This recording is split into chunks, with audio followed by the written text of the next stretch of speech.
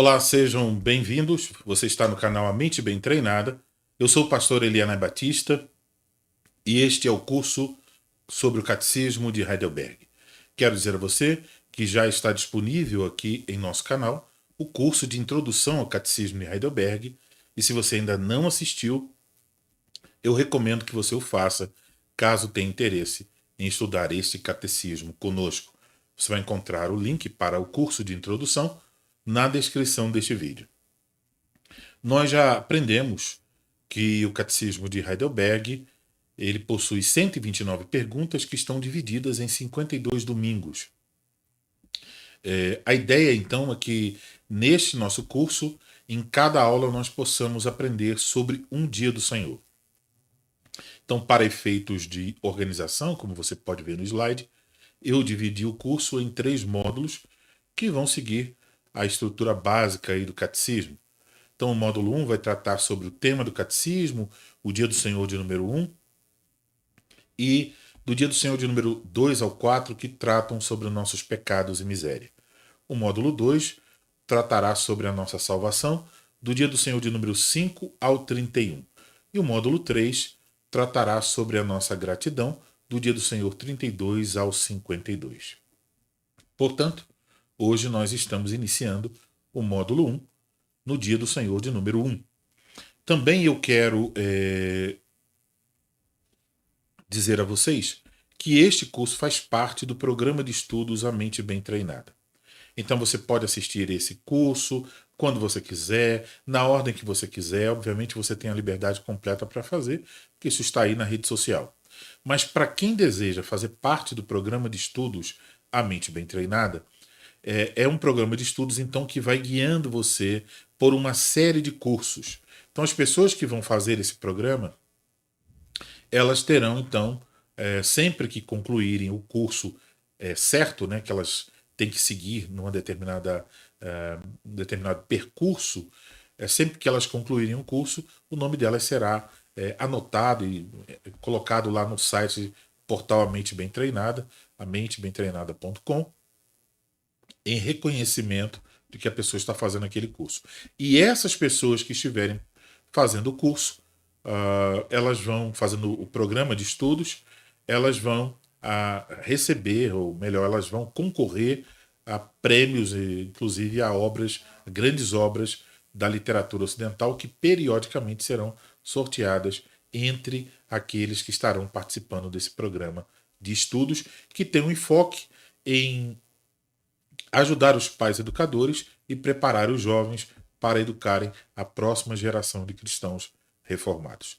Então, as pessoas que forem participar desse programa de estudos, ao concluírem uma aula, deverão, assim que o vídeo estiver disponível, né? Então, quando termina a transmissão, demora um pouco para que o vídeo fique disponível, mas quando a transmissão concluir e o vídeo ficar disponível, você vai assistir ao vídeo, então coloque lá, eu assisti essa aula, eu concluí essa aula.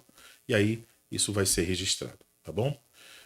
Isso também nos ajudará a ter uma ideia de quem são as pessoas que estão acompanhando esse projeto. Caso você já esteja participando, então, por favor, faça isso. E por fim, eu quero comentar brevemente que eu reuni aqui uma grande quantidade de material para a preparação dessas aulas no catecismo. E, obviamente, quando se reúne muito material, você fica com um problema de decidir realmente em que direção você vai, como você vai organizar esse material. Então, eu decidi, dentre as muitas possibilidades, utilizar o comentário do Zacarias Ursinos, que foi um dos autores do Catecismo de Heidelberg. Então, ele vai nos servir como um parâmetro através do qual nós vamos estudar o catecismo e eu vou acrescentar a isso outras obras, né, outros autores que, quando for necessário, eu vou colocar também, e também as minhas notas das aulas de catequese que eu já dei ao longo aí de mais de 18 anos, possivelmente. Então, dito isso, por último, eu quero lembrar que você que está assistindo a aula pode participar desta aula enviando suas perguntas ou seus comentários pelo bate-papo da transmissão. Os alunos que fazem parte do curso, que fizeram parte do curso anterior de introdução e agora fazem parte desse grupo de estudos no catecismo, eles podem mandar ou aqui, escrito pelo bate-papo, ou uma mensagem de texto ou de voz lá no grupo do nosso curso. E aí eu vou colocar aqui a sua voz e vai sair aqui para que todos ouçam a sua pergunta, ok? Dito isso, vamos agora orar para iniciar realmente a nossa aula. Então, vamos orar e pedir a bênção do Senhor para mais esta aula. Senhor Deus Todo-Poderoso, o Senhor é bom e a sua misericórdia dura para sempre. Os teus feitos são grandiosos, perfeitos, e revelam a tua sabedoria, a tua bondade e o teu poder. Obrigado, Senhor, por esse dia. Obrigado por essa oportunidade de iniciar esse estudo no Catecismo de Heidelberg. Obrigado por que há pessoas interessadas em estudar, em aprender sobre esse importante documento da fé reformada, que tem tanto a nos ensinar. Nós te agradecemos por isso, Senhor. Abençoa esse estudo, que seja a tua palavra nos guiar através deste documento, que é um documento humano.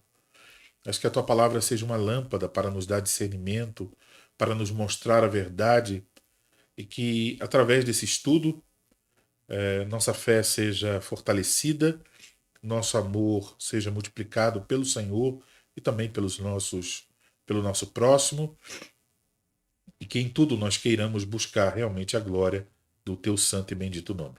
Abençoa os alunos do curso, abençoa os que vão assistir a transmissão pelo YouTube. Concede, Senhor, a tua bênção. É o que nós pedimos, em nome de Cristo. Amém. Muito bem, então nós vamos seguir agora através do nosso curso. Vamos aqui para a nossa introdução. E na introdução, a primeira coisa que nós vamos fazer é ler o Dia do Senhor de número 1. Ele tem duas perguntas, tá? Então vamos ler a primeira. Qual é o seu único consolo na vida e na morte? Resposta: que não pertenço a mim mesmo, mas pertenço de corpo e alma, tanto na vida quanto na morte, ao meu fiel Salvador Jesus Cristo. Ele pagou completamente todos os meus pecados com o seu sangue precioso e libertou-me de todo o domínio do diabo. Ele também me guarda de tal maneira que, sem a vontade do meu Pai Celeste, nem um fio de cabelo pode cair da minha cabeça. Na verdade, todas as coisas cooperam para a minha salvação. Por isso, pelo seu Espírito Santo, ele também me assegura a vida eterna e faz-me disposto e pronto de coração para viver para ele de agora em diante. Agora vamos para a pergunta de número 2. Pergunta 2. O que é que você precisa saber para viver e morrer nessa consolação? Resposta: primeiro, como são grandes meus pecados e miséria. Segundo, de que modo sou liberto de todos os meus pecados e miséria.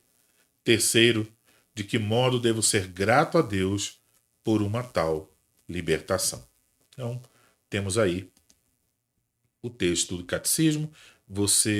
Eu vou colocar aí um link também na descrição do vídeo depois, para que você possa também ter acesso ao texto do catecismo, caso você queira ter aí o PDF e até imprimir em sua casa, ou você pode adquirir no Kindle as 3 formas de unidade, ou comprar também, tem o link aí na descrição. Então, essas são as 2 perguntas do Catecismo de Heidelberg no Dia do Senhor de número 1.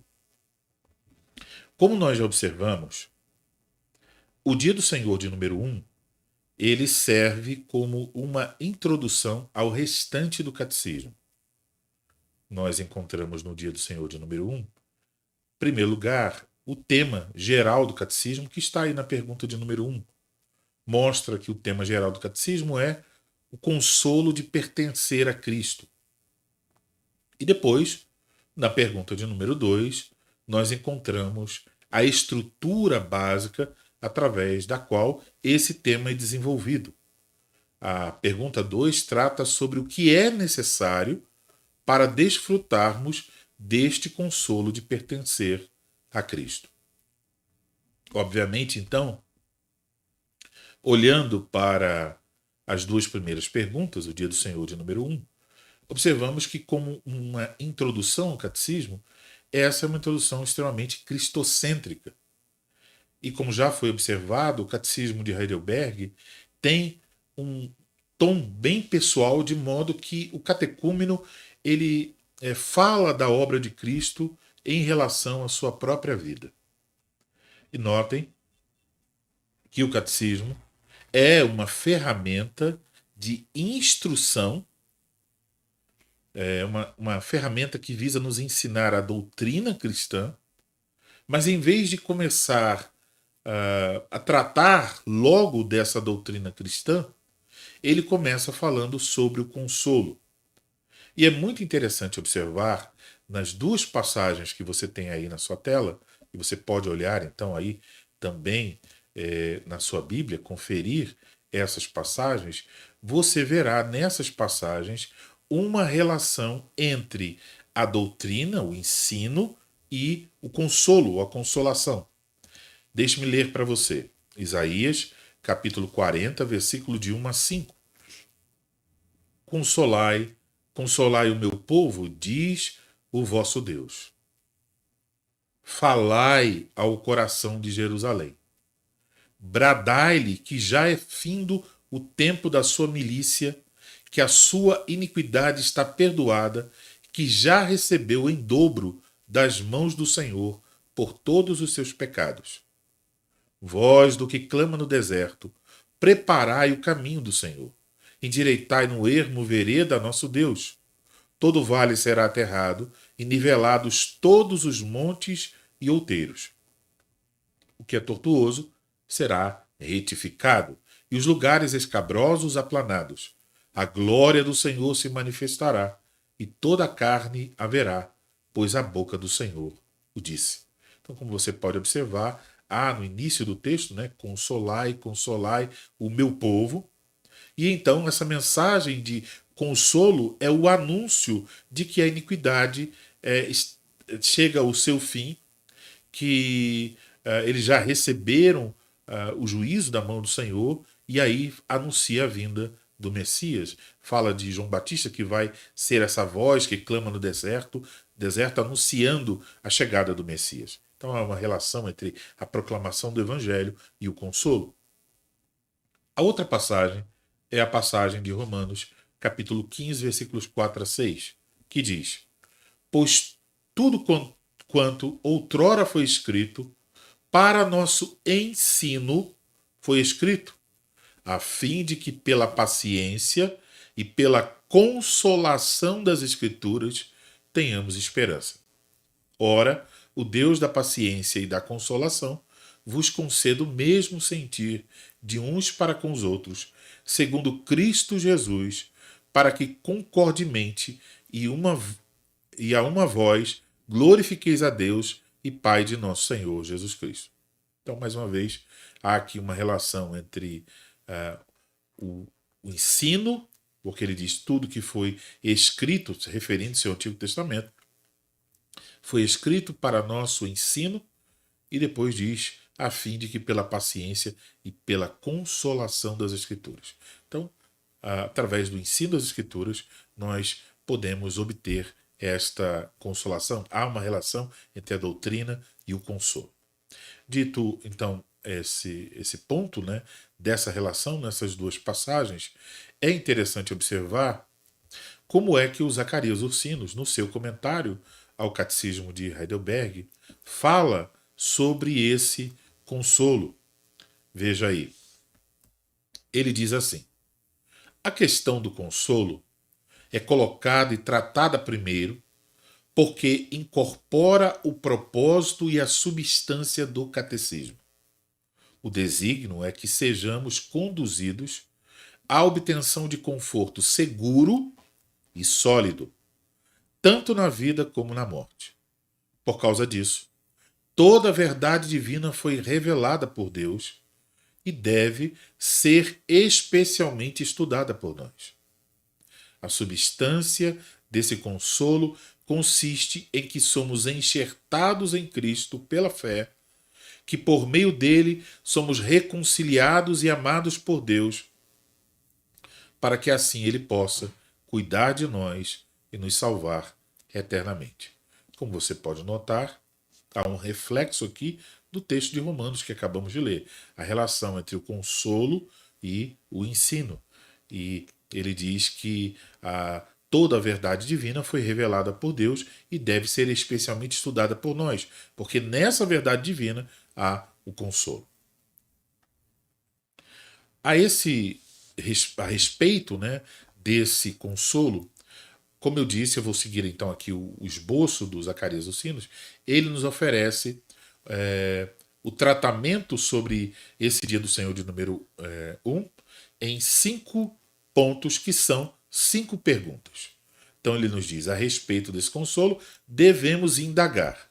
Então quais são os 5 tópicos que se referem a 5 perguntas sobre esse consolo, sobre o qual o catecismo nos fala? Primeiro, o que é? Segundo, em quantas partes consiste? Terceiro, por que este único consolo é sólido e seguro? Quarto, por que ele é necessário? E quinto, quantas coisas são necessárias para a sua realização? Então, temos aí tratamento deste assunto do Dia do Senhor de número 1 em 4 perguntas. Em 5 perguntas. As 4 primeiras são referentes à pergunta 1 do catecismo. E a 5ª pergunta aqui do esboço é referente à 2ª pergunta do catecismo. Tá? Então, nós vamos seguir aqui para o primeiro ponto. O que é esse consolo? Então, esse é o primeiro ponto que trataremos. O que é esse consolo? O Daniel Hyde, na sua obra As Boas Novas que Quase Esquecemos, da editora Cultura Cristã, você pode encontrar também um link aí na descrição, ele nos diz que no texto alemão do catecismo, e lembremos, né, era lá no Palatinado Renan, na cidade de Heidelberg, que hoje é uma cidade alemã. Então eles falavam em alemão. Então que no texto alemão do catecismo, na pergunta de número 1, aí onde lemos o seu único consolo, temos lá a palavra alemã Trost. Provavelmente a pronúncia é diferente, né? Mas você tem ela escrita aí. E essa palavra alemã ela foi traduzida para o texto em latim do catecismo pela palavra consolatio. Consolatio. E a palavra Trost, que é a palavra alemã, o Heide nos diz que ela tem uma relação com a ideia de confiança, de certeza, de proteção. Então, por isso que nós podemos observar que quando, no texto que eu acabei de colocar na tela para você, que são as palavras iniciais do Zacarias dos Sinos no seu comentário, ao referir-se a respeito deste consolo, ele o trata como um consolo seguro e sólido. E ele vai dizer isso várias vezes aí ao tratar sobre esse consolo no dia do Senhor de número 1. E isso parece estar conectado aí à ideia que nós temos aqui no catecismo. E isso explica por que você pode encontrar em algumas versões, traduções do catecismo, em lugar de consolo, você encontra a palavra fundamento. Qual é o seu único fundamento na vida e na morte? A palavra consolo parece que é melhor colocado, inclusive é a palavra que o conceito, né, que o Sinos está usando. Mas ele sempre acrescenta isso, né, o consolo seguro e sólido, dando essa ideia de certeza, de confiança. Então, a pergunta aqui poderia ser: qual é a sua única segurança real nesse mundo?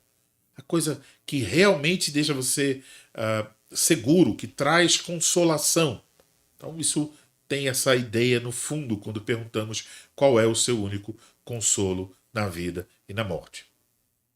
E nós podemos ver um pouco dessa ideia no comentário de Ursinos, quando ele vai explicar o sentido da palavra consolo. E é muito interessante essa abordagem que ele faz aqui, nos ajuda a entender, então, esse assunto do consolo. Vamos ler aí o que ele nos diz sobre essa palavra. Consolo é aquilo que resulta de um certo processo de raciocínio no qual nós contrapomos algo de bom a algo de mal, para que, por uma consideração adequada desse bem, possamos mitigar nossa dor e suportar o mal com paciência. O bem, portanto, que contrapomos ao mal, deve necessariamente ser grande e certo, em proporção à magnitude do mal com o qual é contrastado. E como a consolação deve ser buscada contra o maior mal, que é o pecado e a morte eterna, não é possível que algo aquém do maior bem possa ser um remédio suficiente para ele. Então, o Ursinos nos explica aqui o sentido da palavra consolo. Eu espero que você tenha entendido. Essa questão de resultar de um processo de raciocínio. Contrapomos algo de bom a algo de mal. E isso só é consolo quando aquele algo de bom que nós contrapomos àquilo que é mal, o algo de bom tem que ser maior para que haja consolo. Então, por exemplo, uma vez, faz muito tempo, eu assisti a um documentário sobre aquelas guerras lá no Oriente Médio, o envolvimento dos Estados Unidos lá naquelas guerras. E o documentário era um documentário mostrando o dia a dia dos soldados. E aí, em determinado momento, estava mostrando o dia a dia do médico que trabalhava lá com esses soldados. E ele dizendo que os soldados saíam, de repente vinha um montão de soldados feridos, sofreram ali, explodiu uma bomba, aconteceu alguma coisa. E ele tinha que fazer as cirurgias ali. E eu me lembro de ter assistido a um episódio em que um soldado pisou numa bomba lá e ele perdeu a sua perna. Então ele foi desmaiado para a sala de cirurgia e depois o médico apareceu lá para o soldado e disse: olha, eu tenho duas notícias para você. Eu tenho uma notícia ruim e uma notícia boa. Qual você quer ouvir primeiro? E o soldado, não sei o que ele disse, não me lembro mais. Mas a notícia boa, a notícia ruim, era que ele havia perdido as suas pernas. E a notícia boa é que ele agora podia vender as suas botas. Então isso chega a ser, eu acho que talvez, um tipo de humor negro, né? Eu não ia rir dessa piada se eu tivesse perdido minhas pernas. Então perceba, quando o médico diz isso, você perdeu suas pernas, mas se alegre, você pode vender as suas botas. Vender as botas não é consolo. Por quê? Porque é uma coisa inferior às suas pernas. Não há consolação nisso. Mas vamos colocar uma outra situação em que um homem que ama muito a sua esposa esteja numa situação em que ele vê que a sua esposa vai morrer naquela situação. E para que ela não morra, ele precisa tomar uma atitude rápida e perigosa. Em algum tipo de equipamento, vamos dizer assim, que vai matar a esposa dele. E aí, então, o homem ele age rapidamente. Mas, como consequência, ele perde o seu braço. E ele desmaia, e depois ele está no hospital, e o médico diz a ele: olha, com pesar que eu tenho que dizer a você, você perdeu o seu braço esquerdo. Mas então o homem pergunta: mas é minha esposa? Ela ia morrer. O que aconteceu a ela? E o médico diz: ela está bem, está sã e nenhum problema lhe aconteceu. Então, esse homem pode agora contrapor este mal, perdeu o braço, por um bem que ele julga maior, que é a vida de sua esposa. Então, qual é o maior mal? Qual é o grande problema? Então, a ideia de consolo no que diz respeito à nossa vida nesse mundo, ela só pode ter uma resposta adequada. Qual é o consolo? Quando nós temos uma compreensão também adequada de qual é o mal. E o catecismo, né, melhor dizendo, o Ursinos aqui na sua colocação diz: o mal é o maior de todos. Qual é? O mal é o pecado e a morte eterna. Então ele é o maior mal. E para esse maior mal é preciso que haja o maior bem para se contrapor a ele. Então não é possível que algo aquém desse maior mal, que é o pecado, seja suficiente para ele. Qualquer tentativa de um consolo que seja de uma coisa menor não terá efeito, não trará verdadeira consolação. Para o maior mal é preciso o maior, o supremo bem. E aí, então, ele completa dizendo o seguinte: sem a palavra de Deus, no entanto, para dirigir e revelar a verdade, há quase tantas opiniões nutridas quanto ao que é este bem supremo como a homens. Em outras palavras, assim como existem milhares e milhões de homens, também existem milhões de opiniões sobre qual é o supremo bem nessa vida. E é muito interessante observar que o Ursinos, no seu comentário, coloca uma lista de respostas filosóficas dadas ao longo da história, e você lendo lá o Ursinos, você percebe, era realmente um homem culto, conhecia filosofia, tinha estudado esses filósofos. E perceba, ele diz então que os homens oferecem, eles contrapõem aos sofrimentos nesse mundo, que sabemos são decorrentes do pecado, que é o maior mal. Então ele diz, olha, os epicureus, eles vão buscar consolo no prazer sensual. Os estoicos vão falar de um regulamento adequado, de uma moderação das afeições, do hábito da virtude. Os platônicos vão falar em ideias. Os peripatéticos no exercício da virtude. E agora podemos pensar, e o homem comum, né, nos nossos dias e também em outros dias, o que ele vai dizer? Qual é o grande bem? Seria a virtude? Seriam as ideias? O que seria? Parece que as pessoas em nossos dias estão entendendo que a consolação para os males desse mundo são as honras, o prazer, as riquezas e coisas semelhantes a essas. Mas, por outro lado, há aquelas pessoas religiosas que elas acham que a solução, né, para o grande mal é aquilo que elas fazem. Então elas entendem, olha, se eu ler a Bíblia, eu vou ser uma pessoa feliz. Se eu ir à igreja, eu vou encontrar esse supremo bem. Se eu contribuir com meus dízimos e ofertas, se eu fizer boas obras, se eu conseguir algum mérito diante de Deus, eu vou conseguir esse consolo. Mas isso também é uma resposta errada. Todas essas coisas e qualquer outra coisa que nós possamos mencionar aqui para se contrapor a esse grande mal que é o pecado e a morte eterna, todas essas coisas mencionadas aí nessa lista, elas perdem o seu valor na vida ou, na melhor das hipóteses, se elas durarem a vida toda, elas são interrompidas e abandonadas na morte.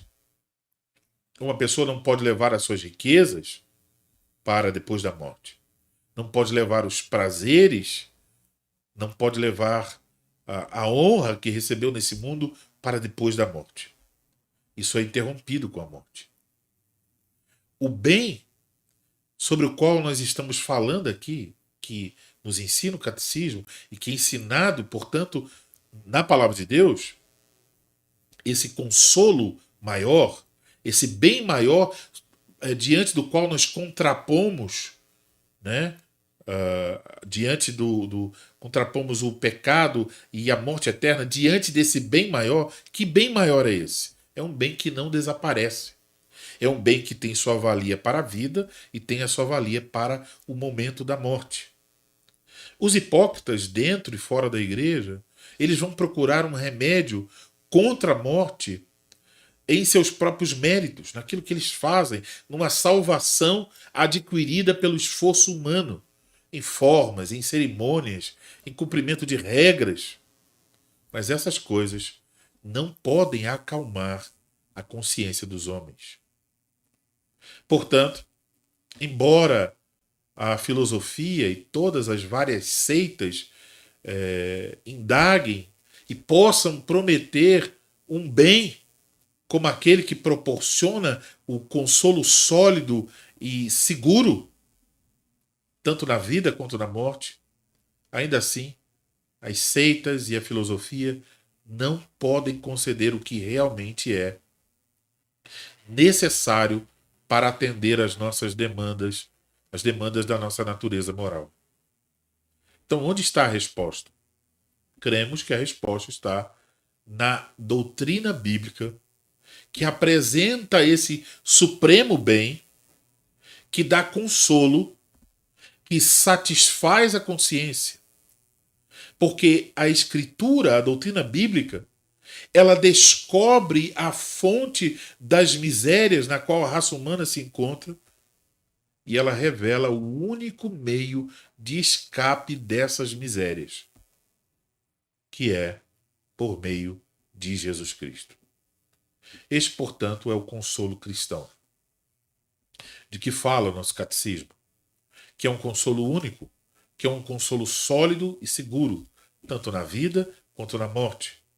Um consolo que consiste na certeza livre da remissão dos pecados, da reconciliação com Deus, para e por causa de Cristo, um consolo que traz uma certa expectativa de vida eterna, impressa no nosso coração pelo Espírito Santo, por meio do Evangelho, para que nós não tenhamos dúvidas de que nós somos propriedade de Cristo, amados por Deus, salvos para sempre nele. Então eu preciso concluir esse primeiro ponto, que é esse consolo, com uma pergunta pessoal, que eu espero que você aí na sua casa responda para si mesmo. No que consiste realmente o seu único consolo? E observe a palavra único. Não é que há outros consolos, outras fontes de consolação. Estamos falando aqui sobre um único consolo. Qual é realmente o seu único consolo? Esse consolo que você possui, ele é sólido, ele é verdadeiro, ele é certo, ele vale para agora, ele vale para o momento de sua morte. O que você pode contrapor a todos os males, sofrimento, dores, tristezas que existem nesse mundo, que são decorrentes do pecado? O que você pode contrapor às misérias do pecado? O que você pode contrapor à morte eterna que espera o pecador? Qual é a sua consolação? Qual é o seu único consolo? Responda para si mesmo. O que é mais importante? As riquezas, o prazer, a honra, a filosofia? O que você... Muitas vezes a pessoa está procurando respostas fora do Evangelho. Uma tolice enorme, porque o Evangelho oferece a resposta única e verdadeira. E ai de você, Se sua resposta agora não foi, em verdade, o meu único consolo na vida e na morte, é que não pertence a mim mesmo, mas pertence ao meu fiel Salvador, Jesus Cristo. Então encerramos assim essa parte, tópico de número 1. E aí está aberto para perguntas.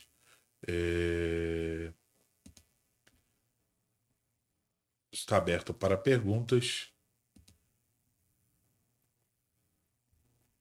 E eu vejo aqui que não teve nenhuma pergunta aqui no nosso grupo. Deixa eu ver se teve aqui. Também não teve, então eu seguirei adiante. Qualquer coisa, só colocar a pergunta aí. Vamos então para o ponto de número 2. Em quantas partes consiste este consolo? O Ursinus, ele apresenta o consolo de pertencer a Cristo em 6 partes. E eu vou colocar aqui essas 6 partes, indicando qual é, né, o que ele diz lá, qual é o pedaço do catecismo que ele se refere e quais os textos que podem ajudar a entender essa questão. Então, em primeiro lugar, a primeira parte é a nossa reconciliação. Então, a primeira parte do nosso consolo, a nossa reconciliação com Deus por meio de Jesus Cristo, para que não sejamos inimigos, mas filhos de Deus que não pertencem a si mesmos, mas a Cristo. E aí então a parte do catecismo é que não pertenço a mim mesmo, mas pertenço de corpo e alma, tanto na vida quanto na morte, ao meu fiel Salvador Jesus Cristo. Então a primeira parte da reconciliação com Deus é a nossa reconciliação com Deus por meio de Cristo. Aquela inimizade foi tirada. Cristo morreu. Por mim, ele tornou-se o meu Salvador, o meu fiel Salvador. Então, a inimizade de Deus contra mim, ela cessou. E eu fui adotado na família de Deus. Sou chamado de filho de Deus por causa de Jesus Cristo. Então, deixei de ser inimigo, fui reconciliado com Deus, fui adotado na família de Deus. Mas, então, Cristo morreu por mim, para a minha salvação. Então, o primeiro aspecto é este, de que agora, por causa da obra de Cristo, estou reconciliado com Deus e por causa do que Cristo fez, eu não pertenço mais a mim mesmo. Eu fui comprado. Eu pertenço a Jesus Cristo. 1 Coríntios, capítulo 6, versículo 19 e 20, diz assim: acaso não sabeis que o vosso corpo é o santuário do Espírito Santo que está em vós, o qual tendes da parte de Deus, e que não sois de vós mesmos? Porque fostes comprados por preço. Agora, pois, glorificai a Deus no vosso corpo. A palavra de Deus é clara. Nós não pertencemos a nós mesmos. Então você percebe quais são as implicações de dizer isso? Você não pertence a si mesmo. Você pertence a Jesus Cristo. Isto quer dizer muitas coisas. Isto quer dizer que você submete toda a sua vida a Ele. Então, quem é a pessoa que você está procurando agradar em sua vida? Se isto aqui for verdade a seu respeito, a pessoa que você deveria estar buscando agradar não é a si mesmo, porque você não pertence a si mesmo. É a Cristo a quem você pertence. Você vai estar buscando não a sua glória, mas a glória de Cristo. Então, você, por assim dizer, como diz o próprio Senhor Jesus Cristo, morre, perde a sua vida para ganhá-la em Cristo. Você deixa de lado tudo aquilo que não esteja alinhado com a vontade do Senhor. Isso quer dizer que você está entre aquelas pessoas que dizem assim: este é meu sonho, mas se esse sonho não glorifica Cristo, se este sonho não é a vontade de Cristo, eu quero que esse sonho dê fim, eu quero que esse sonho morra, porque eu quero somente fazer aquilo que agrada àquele a quem eu pertenço. Isso é radical. Isso é o Evangelho. Isso é tomar a sua cruz a cada dia, morrendo para si mesmo, para seguir a Cristo. Porque você não pertence a si mesmo, mas pertence a Ele. Você não faz o que você quer, você faz o que Ele quer. Você não vai para onde você quer, você busca a direção dEle. Você não procura conselhos do mundo, você procura os conselhos dEle. Você não se preocupa com o seu bem-estar, com suas coisas em primeiro lugar, mas em como agradar ao seu Senhor. E isso faz uma diferença enorme nas suas decisões, porque você sabe que não pertence a si mesmo. O texto que lemos em 1 Coríntios capítulo 6, versículos 19 e 20, deixa claro que isso envolve não só a nossa alma, nossa parte espiritual, mas envolve o nosso corpo. Porque o apóstolo chega a dizer aqui: porque fostes comprados por preço, agora glorificai a Deus no vosso corpo. Você não pode fazer o que você quer com o seu corpo. O seu corpo e a sua alma, tanto na vida quanto na morte, tem um Senhor, tem um dono, e o nome dele, ele comprou você inteiramente. O nome dele é Jesus Cristo. Então aquela ideia de Jesus não se importa, Jesus quer apenas o meu coração, ela pode parecer tão bonitinha, mas ela vem diretamente do inferno. Porque o Espírito Santo diz que Jesus não quer só seu coração. Jesus quer seu corpo, quer seu coração, quer o seu corpo inteiro. Seus olhos, sua língua, suas mãos, seus pés, você inteiro pertence a Cristo Jesus. Tem um outro texto aí, nós vamos ler ele depois, então não vou mencioná-lo agora. Vamos para o próximo ponto.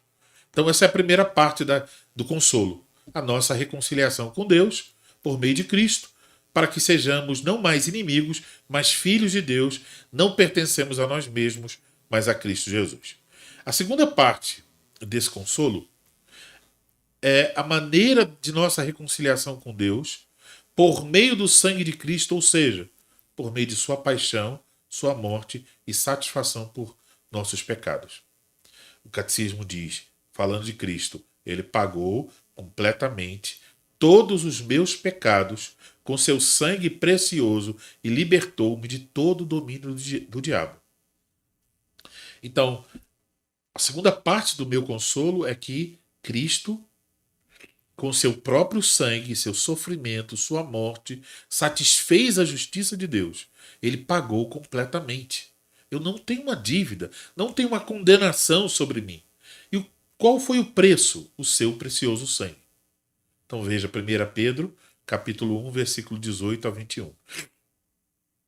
Sabendo que não foi mediante coisas corruptíveis, como prata ou ouro, que fostes resgatados do vosso fútil procedimento que vossos pais vos legaram, mas pelo precioso sangue, como de cordeiro, sem defeito e sem mácula, o sangue de Cristo, conhecido com efeito antes da fundação do mundo, porém manifesto no fim dos tempos, por amor de vós, que por meio dele tendes fé em Deus, o qual ressuscitou dentre os mortos e lhe deu a glória, de sorte que a vossa fé e esperança estejam em Deus.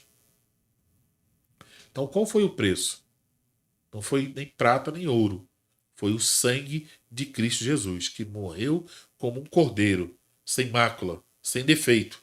Não tinha pecado, nenhuma injustiça em sua vida. E ele havia sido prometido, designado, para morrer pelos nossos pecados, antes que o pecado existisse, antes da fundação do mundo. Então revela aí os planos eternos do Senhor nosso Deus. O outro texto é 1 João capítulo 1, versículo 7, que diz: se porém andarmos na luz, como ele está na luz, mantemos comunhão uns com os outros, e o sangue de Jesus, seu Filho, nos purifica de todo pecado. Isso é a promessa do Evangelho. O sangue de Jesus Cristo nos purifica de todo pecado. Jesus pagou completamente por todos os meus pecados com seu sangue precioso e libertou-me de todo o domínio do diabo. Então isso é a segunda parte do meu consolo. Vamos para a terceira parte do nosso consolo. A libertação das misérias do pecado e da morte. Então essa terceira parte fala sobre a libertação das misérias do pecado e da morte. Cristo não só nos reconcilia com Deus, mas também nos livra do poder do diabo, para que o pecado, a morte e Satanás não tenham poder sobre nós. Então, o catecismo diz: ele pagou completamente todos os meus pecados com seu sangue precioso e libertou-me de todo o domínio do diabo. Então, não só ele nos reconciliou com Deus, mas também ele nos livrou. Então, deixamos um reino para irmos para outro reino. Somos reconciliados com Deus e agora damos as costas ao diabo. Hebreus capítulo 2, versículo 14 diz: visto, pois, que os filhos têm participação comum de carne e sangue, destes também ele igualmente participou, para que por sua morte destruísse aquele que tem o poder da morte, a saber, o diabo, e livrasse todos que pelo pavor da morte estavam sujeitos à escravidão por toda a vida. Então, por sua morte, destruísse aquele que tem o poder da morte, a saber, o diabo. Cristo nos livrou do domínio do diabo sobre nós, inclusive usando a morte para nos aterrorizar. Não há mais o que temer, pois pertencemos a Cristo na vida e também na morte. O outro texto é 1 João capítulo 3, versículo 8. Aquele que pratica o pecado procede do diabo, porque o diabo vive pecando desde o princípio. Para isto se manifestou o Filho de Deus, para desfazer as obras do diabo. Então, estamos livres do diabo. Ele não tem mais domínio, poder, controle sobre a nossa vida. Não há o que temer. Vamos agora para a quarta parte. Então, essa terceira parte sobre o domínio do diabo, a nível de aplicação, podemos pensar naquelas pessoas que elas ficam atemorizadas. Elas dizem que são salvas, mas elas ainda estão com medo do diabo. E vivem fazendo campanhas, dizendo que o diabo fechou uma porta, que o diabo não fez outra coisa, que o diabo botou uma doença. Isso tudo são instrumentos que os falsos pregadores utilizam para controlar as pessoas, para que elas fiquem ali, porque eles têm a oração poderosa, a campanha poderosa para livrar aquelas pessoas, para que eles possam ter essas pessoas como membros de suas igrejas, pensando unicamente em questões de domínio, questões financeiras, etc. Mas nós vemos claramente aqui, Cristo nos libertou do domínio do diabo. O diabo não pode fazer nada na sua vida se o seu Pai Celestial não permitir que ele faça. E como veremos, se ele permitir que o diabo faça alguma coisa contra você, isso vai redundar no bem, no seu bem, vai contribuir para a sua salvação em Cristo Jesus. Ponto 4. A quarta parte do nosso consolo. A preservação constante de nossa reconciliação, libertação e quaisquer outros benefícios que Cristo uma vez adquiriu para nós. Então, quando diz que nós pertencemos a Cristo, significa que ele zela por nós. Nós somos dele. Ele está cuidando de nós. E ele então não vai deixar sequer um fio da nossa cabeça, de cabelo da nossa cabeça, cair, se isso não for a vontade do nosso Pai Celestial. Então, pense o seguinte: A sua segurança não está em suas mãos. Não está em sua força. Não está em suas estratégias. Pois se assim fosse, nós perderíamos 1000 vezes a cada momento. Mas não está. Está nas mãos dele. Então, o nosso consolo, a quarta parte do nosso consolo, envolve esta questão. Ele também me guarda de tal maneira que, sem a vontade do meu Pai Celeste, nem um fio de cabelo pode cair da minha cabeça. Então, duas passagens são mencionadas aqui. Mateus, capítulo 10, versículo 28 a 31. Que diz assim: Não se vendem 2 pardais por um asse, quer dizer, por algumas moedas? E aí Jesus diz: E nenhum deles cairá em terra sem o consentimento de vosso Pai. Então Jesus está dizendo: olha, o pardal não vale nada. Mas ele não pode cair, nenhum deles, cai em terra sem o consentimento de vosso Pai. E prossegue Jesus: E quanto a vós outros, até os cabelos todos da cabeça estão contados. Não temais, pois, bem mais valeis do que muitos pardais. Então, nosso valor excede ao valor de muitos pardais. Então, temos aqui a forma literária, a fortiori, do menor para o maior. Se Deus cuida dos pardais, que não valem nada, quanto mais de nós, que muito mais valemos em relação aos pardais. Deus cuida dos pardais. Deus não permite que um pardal caia se não for a vontade dele. Isso quer dizer que nada acontecerá em sua vida e na minha vida se esta não for a vontade do Senhor.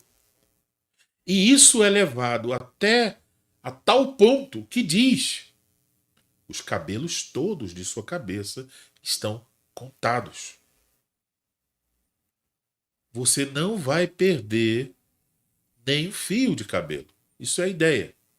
Veja o que diz Lucas 21, 16 ao 18, que é uma passagem que expressa a mesma ideia. Lucas 21, 16 ao 18.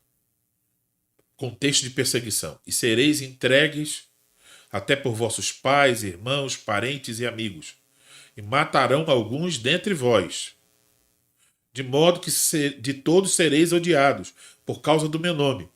Contudo, não se perderá um só fio de cabelo da vossa cabeça.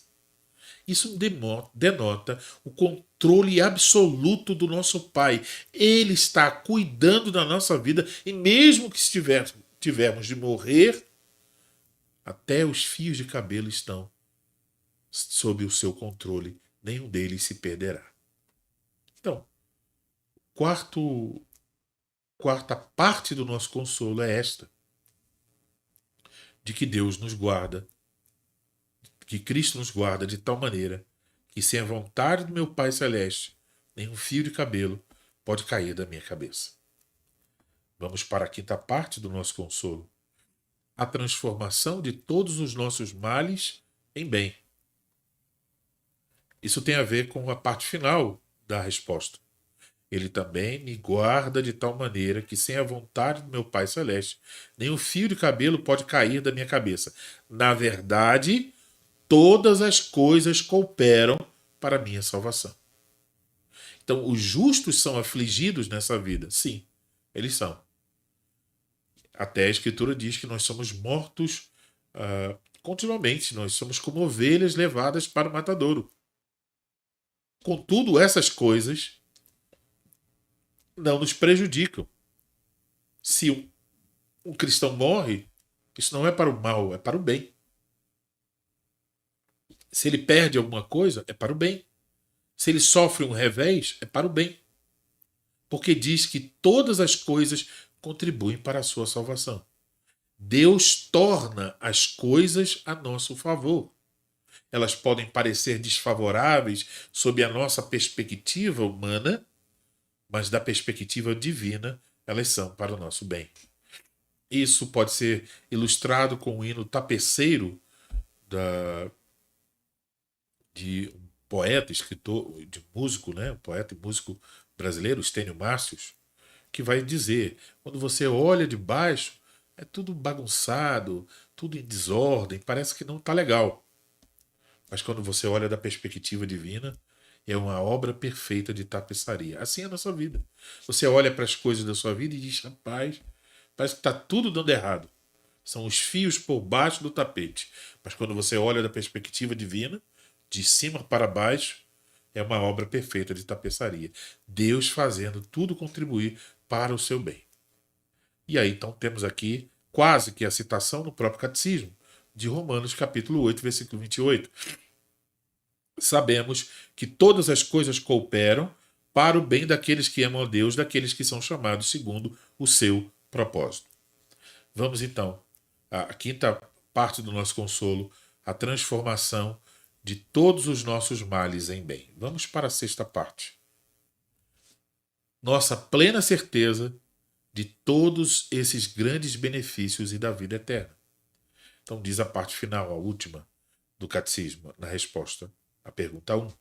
Por isso, pelo seu Espírito Santo, ele também me assegura a vida eterna e faz-me disposto e pronto de coração para viver para ele de agora em diante. Então, essa certeza é obtida, em primeiro lugar, pelo testemunho do Espírito Santo operando em nós a verdadeira fé e conversão, dando testemunho ao nosso espírito de que nós somos filhos de Deus e de que essas bênçãos realmente nos pertencem. E, em segundo lugar, podemos ver os efeitos da verdadeira fé, que nós percebemos em nós mesmos, como o verdadeiro arrependimento, como o propósito firme de crer em Deus, o propósito e a disposição de obedecer a Ele, de viver de coração pronto e disposto para fazer a vontade dEle, para viver para a glória dEle. Se podemos ver esses frutos, isso nos dá ainda mais certeza da nossa salvação. Ficamos persuadidos do amor de Deus e da salvação que Ele nos deu em Cristo Jesus.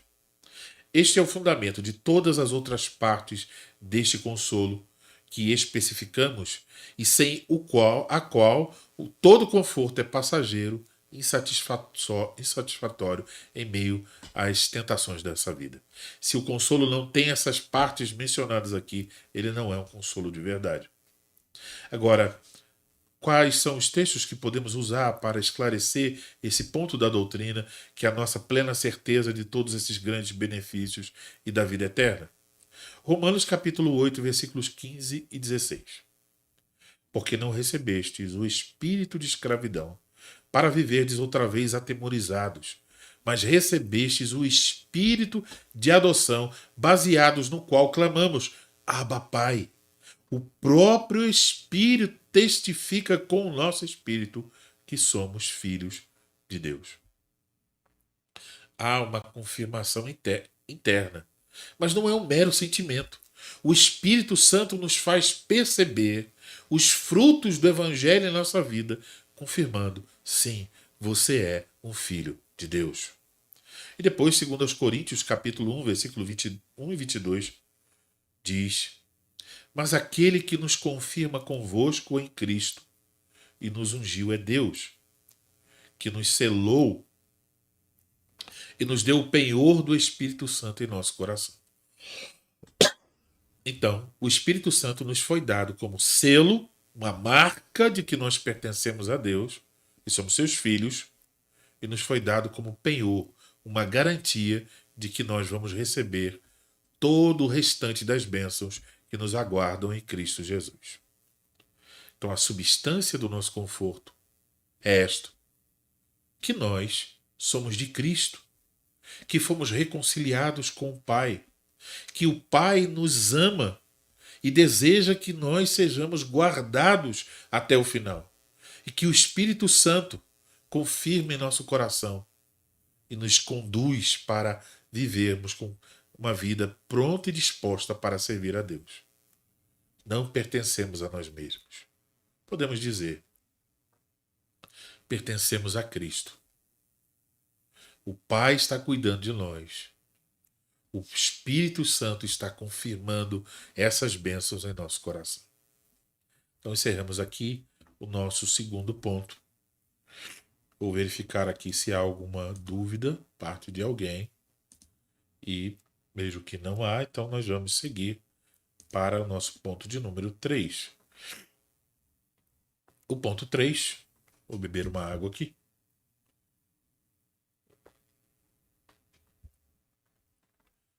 O ponto 3 é este. Por que este único consolo é sólido e seguro? Então, o Sinos nos oferece duas razões. Porque ele é sólido e seguro. A primeira é a seguinte. Esse único consolo é sólido e seguro fica evidente porque sozinho ele nunca falha, nem na morte. Então, vamos ler aqui algumas passagens que nos ensinam sobre isso. Porque Romanos 14, 7 ao 9. Porque nenhum de vós vive para si mesmo, nem morre para si. Porque se vivemos, para o Senhor vivemos. Se morremos, para o Senhor morremos. Quer, pois, vivamos ou morramos, somos do Senhor. Foi precisamente para esse fim que Cristo morreu e ressurgiu, para ser Senhor tanto de mortos como de vivos. Cristo é o Senhor daqueles que já morreram nele, estão na glória celestial, aguardando o dia da ressurreição. E Cristo é o Senhor daqueles que estão vivos aqui e agora. Veja que lindo que diz: quer pois vivamos ou morramos, somos do Senhor. Você acredita mesmo nisso? Que você pertence a Cristo? Então você não deve temer a morte. Você não deve se assustar. Veja como essa mensagem que estamos aprendendo aqui no Dia do Senhor de número 1 é tão atual. Porque as pessoas ao nosso redor, elas estão assustadas. Elas estão temerosas. Elas estão com medo, elas não querem falar sobre a morte. Se você perguntar a elas qual é o seu consolo na morte, elas não têm nada maior do que a morte para contrapor a morte. Mas se você é salvo, você já descobriu que Cristo é maior do que a morte. E você tem esse consolo. Eu sou de Cristo. Agora, enquanto estou vivo. Mas se eu morrer amanhã, ou ainda hoje, eu sou de Cristo na vida e na morte. Ele é o Senhor dos vivos e dos mortos. E ainda poderíamos lembrar: quem nos separará do amor de Cristo? Então, Romanos 8, 35, depois o 38 a 39. 35 diz: quem nos separará do amor de Cristo? Será a tribulação? Ou angústia? Ou perseguição? Fome? Ou nudez? Ou perigo? Ou espada?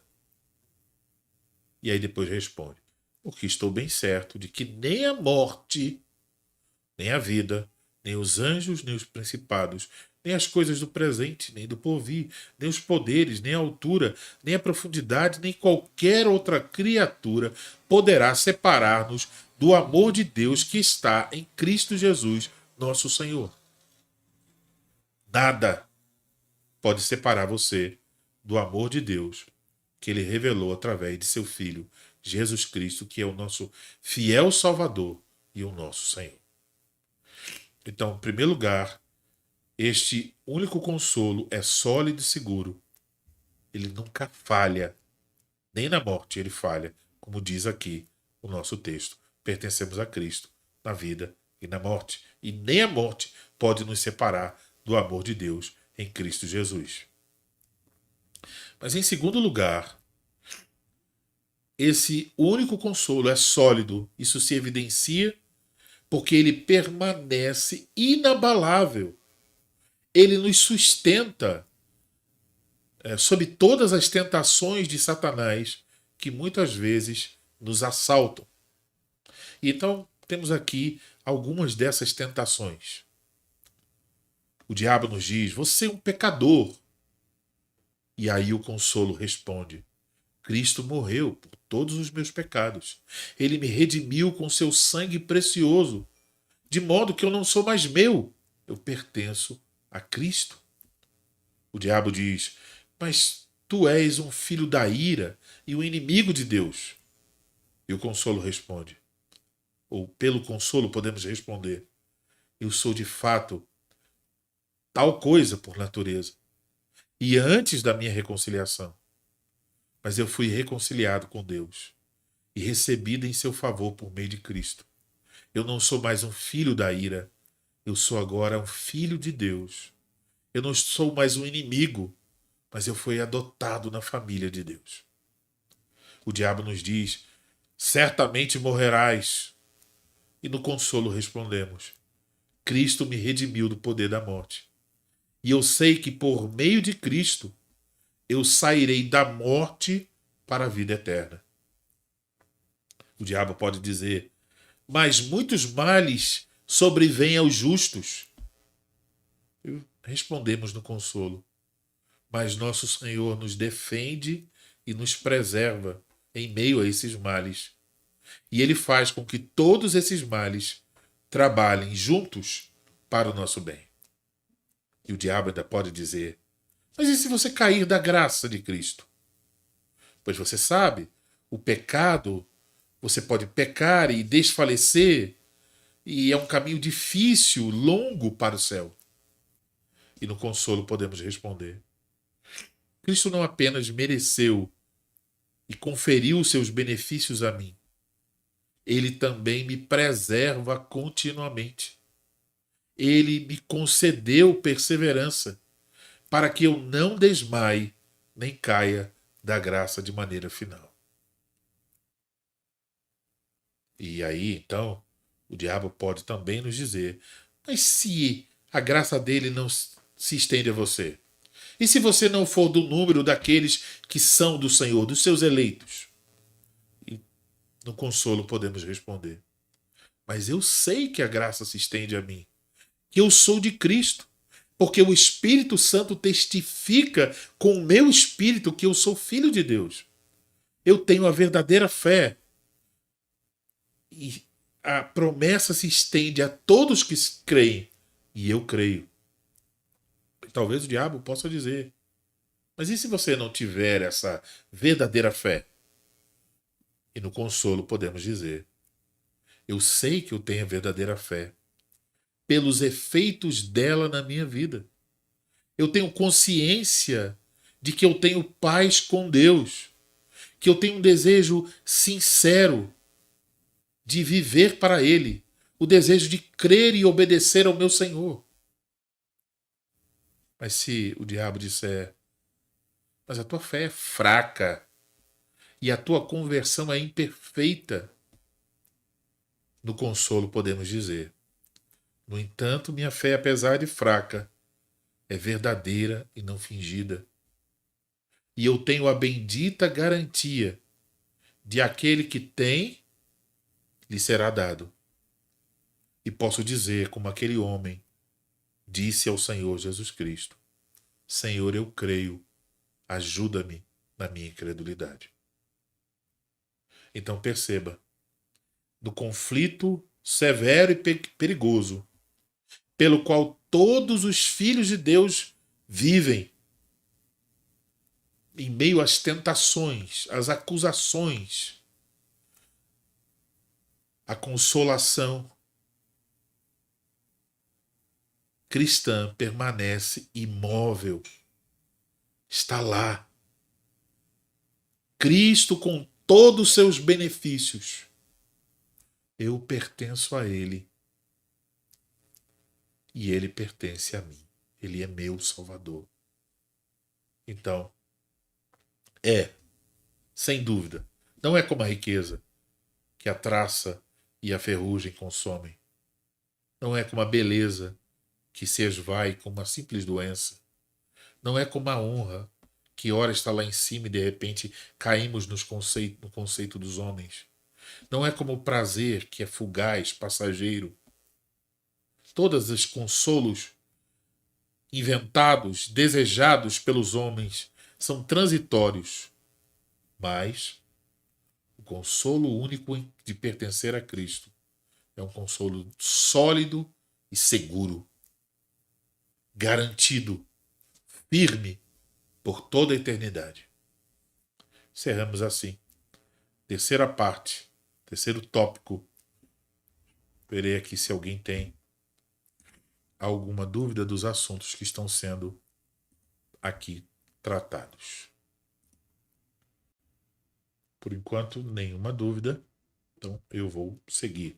Se vocês enviarem alguma coisa, eu tratarei no fim do próximo tópico. Tá bom? Então, vamos para o ponto de número 4. Por que esse consolo é necessário?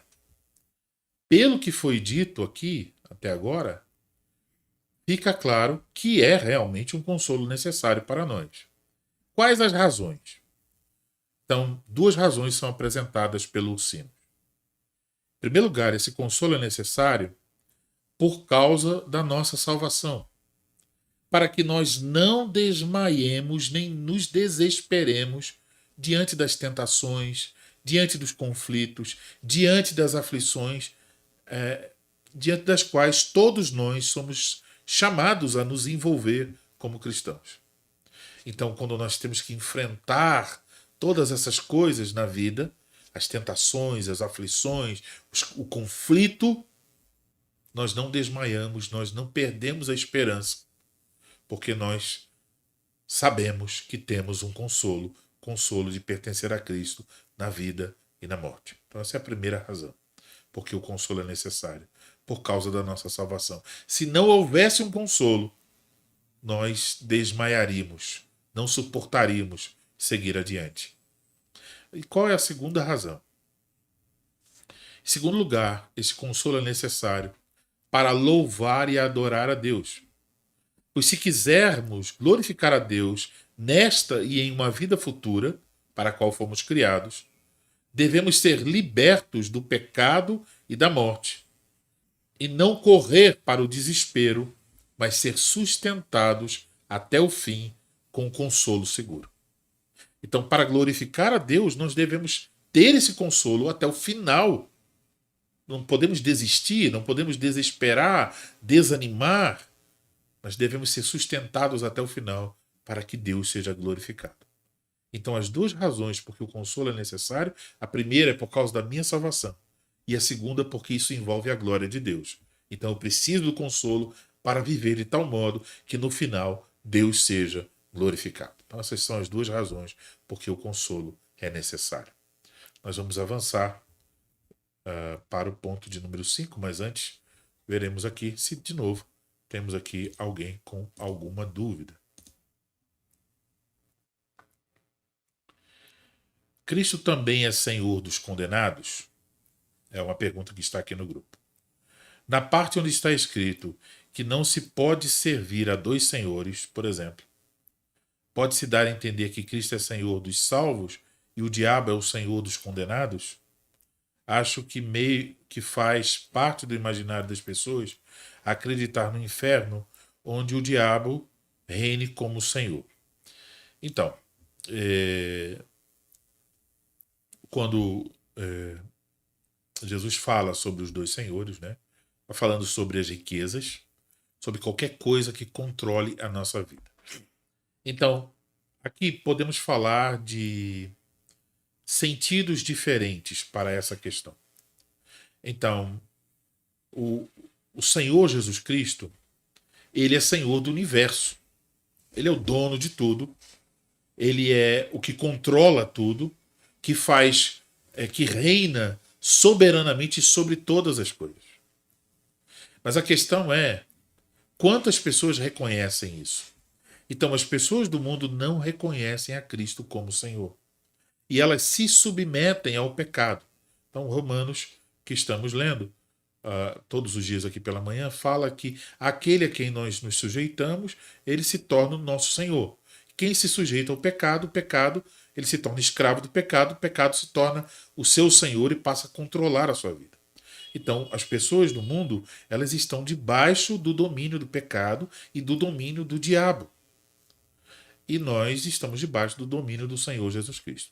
Então, nesse sentido da salvação, essas pessoas estão debaixo do domínio do pecado e os salvos debaixo do domínio do Senhor Jesus Cristo. Eles estão debaixo também do domínio do diabo. Basta ler Efésios capítulo 2. Diz que eles são guiados, né, pelo príncipe da potestade do ar. Agora, em efeito de soberania, de controle sobre todas as coisas, então, Cristo é o único Senhor. Então, diferenciar isso. O fato de que as pessoas reconhecem, se submetem a alguém, então, quem elas reconhecem como seu Senhor, isso é uma questão. E aquele que é Senhor como rei, como soberano sobre todas as coisas. Então, Cristo é Senhor para nós em todos os sentidos. Mas para o ímpio, eles não reconhecem isso e vivem sob a escravidão do pecado. Tá? Mas Cristo, tem domínio sobre a vida dessas pessoas. Tanto é assim que a muitas delas ele, na sua misericórdia, salva e redime para si mesmo.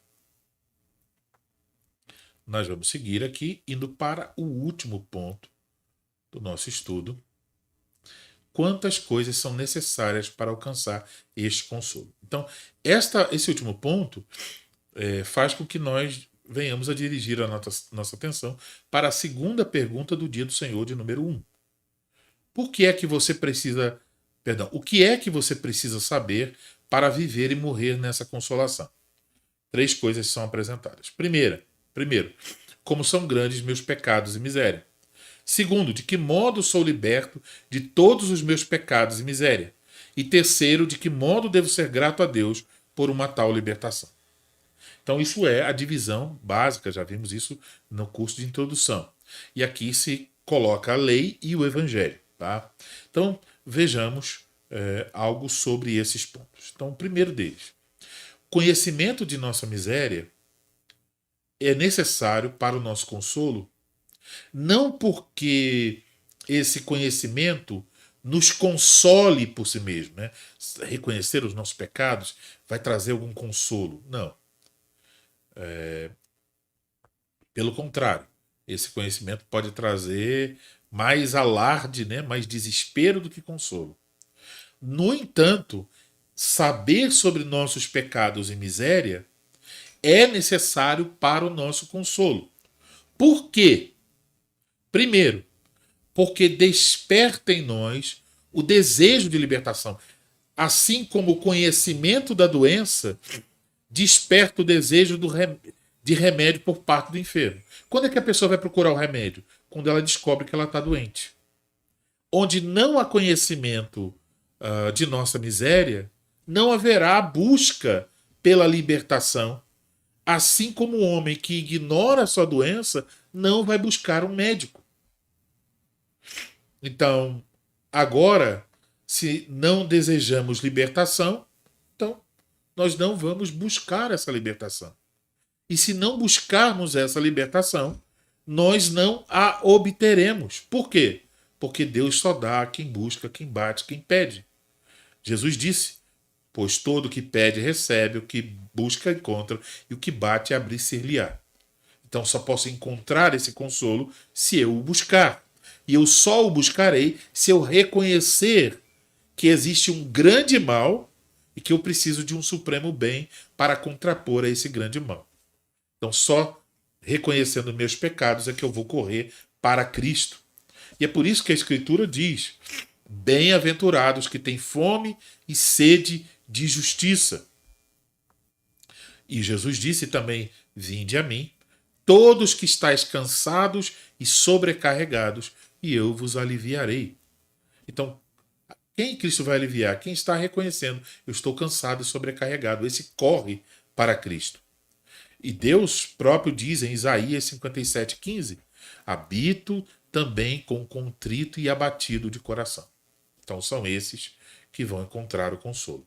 Então o conhecimento de nossa miséria é necessário para o nosso consolo, não porque esse conhecimento traga consolo em si mesmo, mas ele é necessário porque se nós não nos damos conta do nosso pecado, nós não vamos buscar a libertação e não vamos encontrar o consolo em Cristo.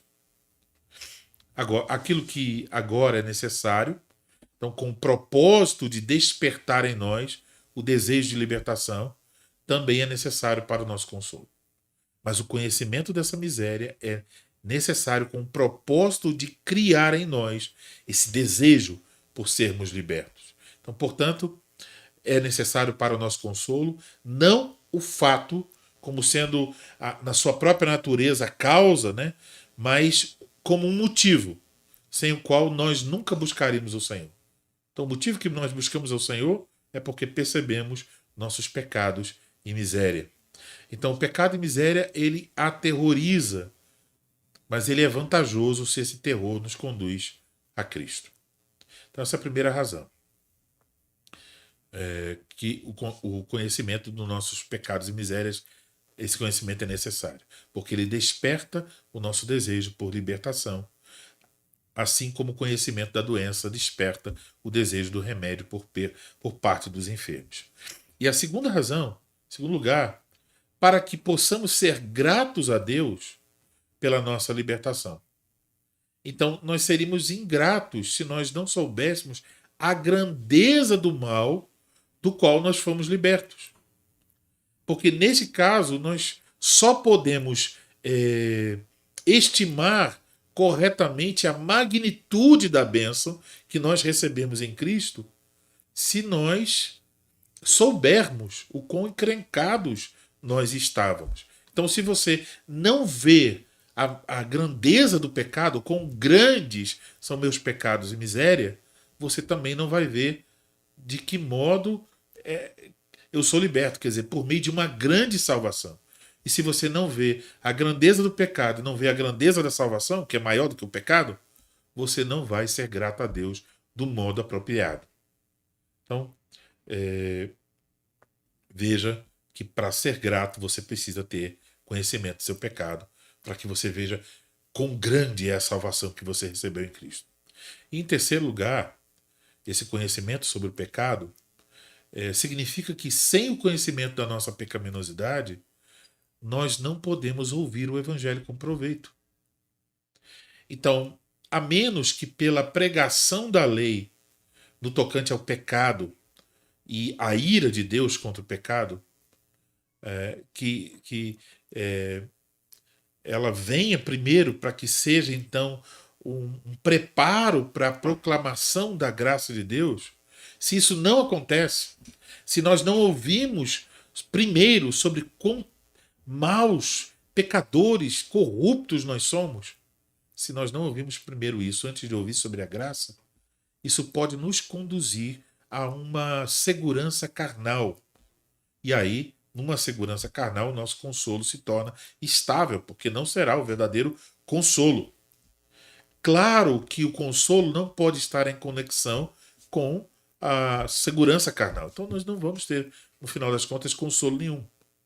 Portanto, fica claro que, como diz o Ursinos, nós devemos começar com a pregação da lei, seguindo o exemplo dos profetas e dos apóstolos, para que nós possamos então ser rejeitados pela vaidade da nossa própria justiça. Então, tentamos conseguir alguma coisa pelos nossos méritos e a lei vem e pá, dá uma pancada. Você não é justo. Você não consegue obedecer a Deus como deveria. Então, por exemplo, se eu não sei o que é o pecado, eu posso me orgulhar e dizer, eu nunca adulterei. Mas se eu sei o que Jesus ensinou sobre isso, então eu me envergonho. Então, nenhum homem vai estar orgulhoso se ele está ouvindo de fato a pregação da lei de Deus. E se o Espírito Santo está usando isso para humilhar e mostrar que ele não pode obter nenhuma justiça pelos seus próprios méritos. Então, se ouvimos, sabemos disso, nós vamos correr para o verdadeiro arrependimento, correr em direção a Cristo. Então, se isso não acontece, a pregação da graça acaba tornando as pessoas descuidadas, obstinadas, e o Ursinos diz que isso seria o equivalente a lançar pérolas aos porcos, pérolas que os porcos irão pisar. Então, a primeira coisa que o pecador precisa ouvir é sobre seus pecados e miséria. E isso está ausente da pregação. Ausente. A pregação, na maior parte do tempo, na TV, nas redes sociais, nos prédios das igrejas, é uma pregação que não tem nada a ver com o Evangelho de Cristo, em grande parte. É sobre bênçãos, é sobre milagres, é sobre seu sonho. Deus vai cumprir seu sonho, Deus vai derrubar os seus gigantes. Tudo isso é baseado somente em interesses meramente humanos. Não se mostra a doença e aí, portanto, não se mostra também a cura. Cristo é colocado assim como se nós somos um pouquinho ruins e Cristo dá uma melhoradinha na nossa vida. Então isso não é salvação. Se você não vê a sua miséria e seus pecados, você não pode ser salvo. Primeira coisa, você precisa ver sua miséria e pecados para se arrepender e confiar em Cristo. Então, falamos sobre a necessidade do conhecimento da nossa miséria para que nós tenhamos consolo.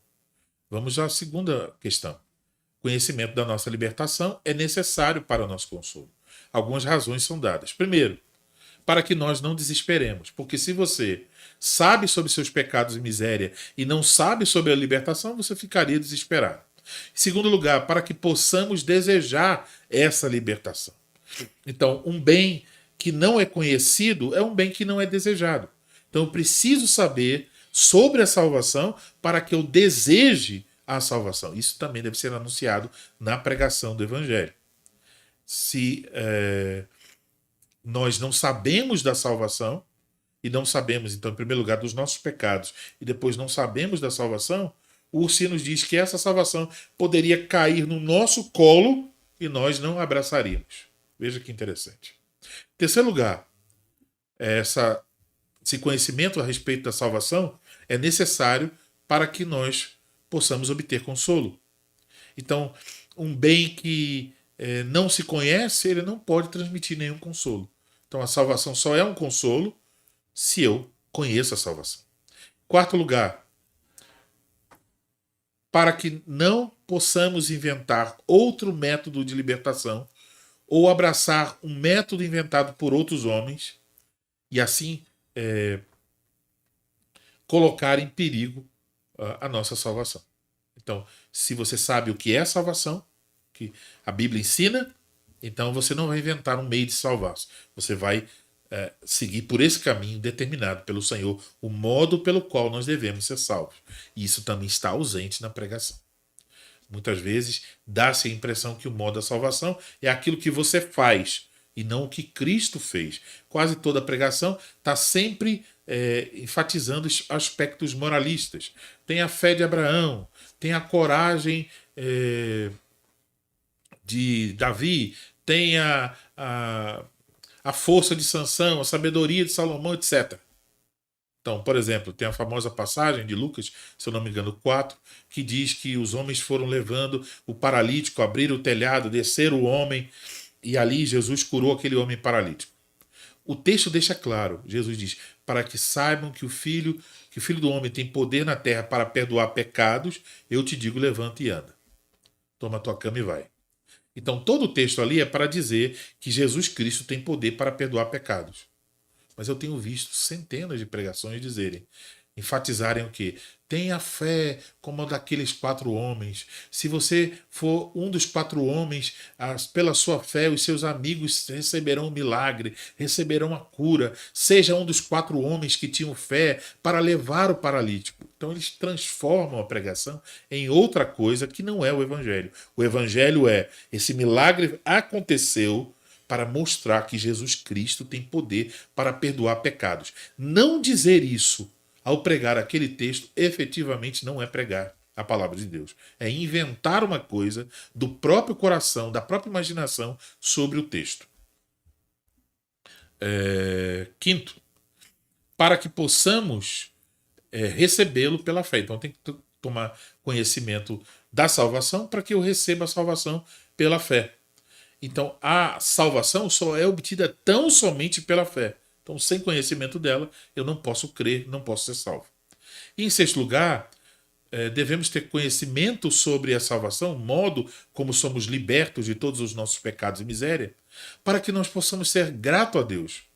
Pois se não desejamos, nós não podemos desejar um bem conhecido e também não podemos ser agradecidos por um bem que também desconhecido. Então, eu não vou ser, não vou desejar um bem desconhecido e não vou ser grato por um bem desconhecido. Então, para que eu seja grato a Deus, eu tenho que saber o que Ele fez por mim. Eu tenho que saber como se dá a salvação para que eu viva de modo com gratidão. Então, por essas razões, um conhecimento da nossa libertação, da nossa salvação, o modo como ela se dá, como ela é concedida, como ela é efetivada, esse conhecimento é necessário para que nós possamos desfrutar do verdadeiro e sólido consolo. Esse conhecimento é obtido do Evangelho quando ele é ouvido, lido e aprendido pela fé. Aí então nós vamos obter esse consolo, esse conhecimento sobre a salvação e o consolo advindo desse conhecimento. Por último, um conhecimento da gratidão é necessário para o nosso consolo. Primeiro, porque Deus se agrada em conceder libertação apenas àqueles que são agradecidos. Então, é somente assim que o propósito de Deus é realizado. Porque o propósito de Deus é que nós somos salvos para louvarmos o seu nome, para sermos eternamente agradecidos a Ele. Então a gratidão é o objetivo principal, é o desígnio de nossa salvação. Efésios capítulo 1, versículo 3 a 7 diz o seguinte: Bendito Deus e Pai de nosso Senhor Jesus Cristo, que nos tem abençoado com toda sorte de bênção espiritual nas regiões celestiais em Cristo, assim como nos escolheu nele antes da fundação do mundo, para sermos santos e irrepreensíveis perante ele, e em amor nos predestinou para ele, para a adoção de filhos por meio de Jesus Cristo, segundo o beneplácito de sua vontade. Então diz, para louvor da glória de sua graça, que ele nos concedeu gratuitamente no amado, no qual temos a redenção pelo seu sangue e a remissão dos pecados, segundo a riqueza da sua graça. Então a salvação, o resultado o objetivo é esse, para louvor da glória de sua graça. Deus nos salva inteiramente pela graça, para que a glória de sua graça seja louvada. Em segundo lugar, ainda está ali, em segundo lugar, para que nós possamos retribuir com gratidão, que seja uma gratidão aceitável a Deus. Que nós não sejamos gratos sob qualquer outra forma, senão aquela forma prescrita na palavra de Deus. Então não sou eu que decido a forma como eu vou ser grato. É Deus quem determinou. A verdadeira gratidão não deve ser prestada de acordo com a nossa própria ideia, noção, imaginação. Mas ela deve ser, a verdadeira gratidão deve ser aprendida na palavra de Deus. Em terceiro lugar, esse conhecimento de gratidão é necessário para que saibamos que qualquer dever que nós desempenhamos para com Deus ou para com o próximo, ele não nos dá a dizer assim, eu fiz isso, então agora tenho mérito diante de Deus. Não. Qualquer coisa que nós façamos para Deus ou para o próximo é simplesmente uma declaração de gratidão. Eu me lembro uma vez ouvir um pregador orando num congresso bem famoso e ele dizendo assim, Senhor Deus, se eu tenho algum mérito diante do Senhor, algum crédito, que o Senhor agora coloque um anjo na direita, na esquerda, à frente, atrás e tal. Esse homem até agora não entendeu o evangelho. Nós não temos nenhum mérito.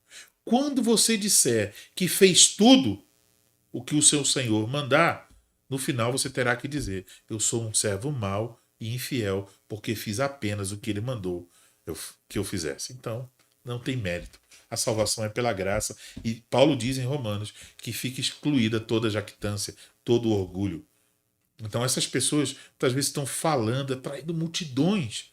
Eles nem sabem o mais básico, que nós não temos mérito nenhum. Deus é quem recebe toda a glória da nossa salvação. Em quarto lugar, nós precisamos ter conhecimento sobre a gratidão para que a nossa fé e consolo sejam aumentados. Ou que por esta gratidão nós possamos nos assegurar, né, vendo os frutos de gratidão, que realmente nós somos salvos. Então, nós ficamos familiarizados com as causas das coisas a partir dos seus efeitos. Olhando o efeito, a gratidão, eu posso ter certeza a respeito da causa, a salvação. Os que são gratos, eles reconhecem e professam estar seguros daquilo que eles receberam. Podemos então aprender que a verdadeira gratidão, em geral, com o Evangelho, é que é fé e arrependimento para que nós possamos ser salvos. A lei nos ensina, em particular, nos mostra de maneira clara que tipo de obediência agrada a Deus. É por isso que o catecismo, na parte da gratidão, vai nos ensinar sobre a lei de Deus, os 10 mandamentos e sobre a oração. Bom, chegamos então ao quinto ponto, o final do quinto ponto, sobre as coisas necessárias para alcançar este consolo. Então, quais são? Em resumo, eu devo saber quão grandes são os meus pecados e miséria, de que modo eu devo ser grato a Deus por essa salvação que ele me... de que modo eu sou salvo e de que modo eu devo ser grato a Deus por essa tão grande salvação. Então, esse conhecimento para obter o consolo pode ser resumido em 3 palavras: miséria, salvação e gratidão. Eu devo saber essas 3 coisas para poder desfrutar do consolo de pertencer a Cristo. Se você não reconhece seus pecados, você até hoje ainda não sabe o que é esse consolo de pertencer a Cristo. Se você não sabe como alguém é salvo, também você não sabe o que é o consolo. E se você não vive uma vida de gratidão, você ainda não encerrar então a nossa aula de hoje. Muito bem, aqui não tem nenhuma dúvida. Também aqui nos comentários, nenhuma dúvida. Nós vamos então para a nossa conclusão. Então, quero pedir a você que ajude a divulgar esta aula, se ela foi benéfica para você, se trouxe algum benefício, sua compreensão sobre o Evangelho, sobre as coisas de Deus, sobre o consolo de pertencer a Cristo. Compartilhe com outras pessoas. Na próxima quinta-feira, às 20 horas, permitindo o Senhor, vamos estudar o Dia do Senhor de número 2 e começaremos a tratar sobre nossos pecados e miséria. Quero agradecer a todos que permaneceram até o final da aula. Eu vi aqui que o número diminuiu consideravelmente, né? Agora no final da aula, talvez por causa do horário. Eu espero que essas pessoas depois possam assistir o restante da aula. Mas agradeço a você que permaneceu até o final. Boa noite para você. Que Deus lhe abençoe, que lhe conceda a sua graça e a sua paz. Vamos encerrar com uma oração. Senhor Deus, somos profundamente agradecidos porque o Senhor nos deu o consolo de pertencermos a Cristo e nos mostra, por meio do ensino da sã doutrina, como nós podemos desfrutar desse consolo. A Tua palavra nos revela o nosso pecado, a Tua palavra nos revela o meio através do qual nós somos salvos e o caminho de gratidão pelo qual devemos seguir, uma vez que sejamos salvos. Obrigado, Senhor, porque temos tudo isso na Tua palavra. Temos também esse instrumento que é o catecismo, que nos ajuda a resumir e a entender a Tua palavra. Ajuda-nos para que nós vivamos nessa consolação de pertencer a Cristo na vida e na morte. Que nenhum outro consolo queira nos roubar o lugar que pertence, este consolo de pertencer a Cristo. Nós pedimos Tua bênção sobre todos os alunos desse curso, sobre todos que vão ouvir esta aula. Que o Espírito Santo use este pequeno trabalho para convencer pecadores, para trazer consolo real do Evangelho para aqueles que ouvirem, para conduzir muitos ao Teu Filho Jesus Cristo. Que assim seja, para a glória do Teu nome. Amém. Muito bem. Boa noite a todos vocês. Que o Senhor vos conceda sua graça e sua paz.